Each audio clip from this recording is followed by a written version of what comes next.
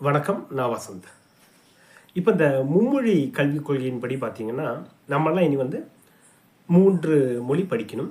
அதாவது தமிழ், இங்கிலீஷ், ஹிந்தி படிச்சிடலாம். இப்போ இதன்படி பார்த்தீங்கன்னா, நம்ம வடமாநில நண்பர்களும் கண்டிப்பாக குறைஞ்சபட்சம் இருமொழி கல்விக் கொள்கையாக படிப்பாங்கன்னு நினைக்கிறோம். ஏன்னா நம்ம 3 படிக்கும்போது அவங்க கண்டிப்பாக குறைஞ்சபட்சம் ஒரு 2 மொழியாவது படிப்பாங்கன்னு நினைக்கிறேன். அதன்படி பார்த்தீங்கன்னா ஹிந்தி, இங்கிலீஷ் கண்டிப்பாக படிப்பாங்க.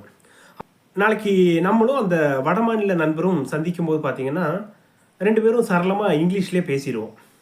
அப்போது நம்ம அந்த ஹிந்தி யார்கிட்ட போய் பேசுறது? அதுதான் தெரில. இப்போ இந்த மும்மொழி கல்விக் கொள்கைக்கு முரட்டுத்தனமாக ஆதரவு கொடுக்குறவங்கலாம் உச்சபட்சமாக சொல்கிற ஒரு விஷயம் என்னென்னா, இந்த திராவிட கட்சிகள்லாம் பாருங்கள், அவங்க அவங்க பசங்கள்லாம் ஹிந்தி நல்லா படிக்க வச்சுருவாங்களாமா, அவங்க நடத்துகிற ஸ்கூல்லலாம் ஹிந்தி இருக்குமாமா, ஆனால் நம்மளை மட்டும் படிக்கக்கூடாதுன்னு. கரெக்டு தான். அவங்க பசங்களாம் அவங்க ஹிந்தி மட்டும் இல்லை, பல விஷயங்களும் சொல்லிக் கொடுப்பாங்க. சரி, அது அவங்களோட சொந்த இது. அவங்க நடத்துகிற பள்ளிகளில் ஹிந்தி இருக்குன்னா அது அவங்க தொழில். அவங்க தொழில் என்ன பண்ணுமோ அது பண்ணுவாங்க. கரெக்டு தான். இப்போது நம்ம ஒன்றை பார்க்கணும். அதே திராவிட கட்சிகள் தான் இங்கே தமிழ்நாட்டில் இருக்க அனைத்து மது ஆலைகளையும் நடத்துறதுன்னு நமக்கு எல்லாருக்குமே தெரியும். அதே திராவிட கட்சிகள் தான் மது விலக்க கொண்டு வந்தே தீர்வோம் அப்படின்னு சொல்றதும் அதே திராவிட கட்சிகள் தெரியும்.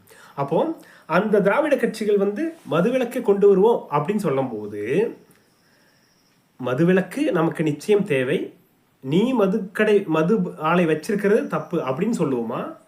இல்லை, நீயே மது ஆலை வச்சிருக்கிற, நாங்கள் இப்படிதான் குடிப்போம், எங்கள் பரம்பரை இப்படிதான் குடிக்கும், எங்கள் குழந்தைகள்லாம் இப்படிதான் குடிக்கும் அப்படின்னு சொல்லுவோமா? அதுதான் தெரில.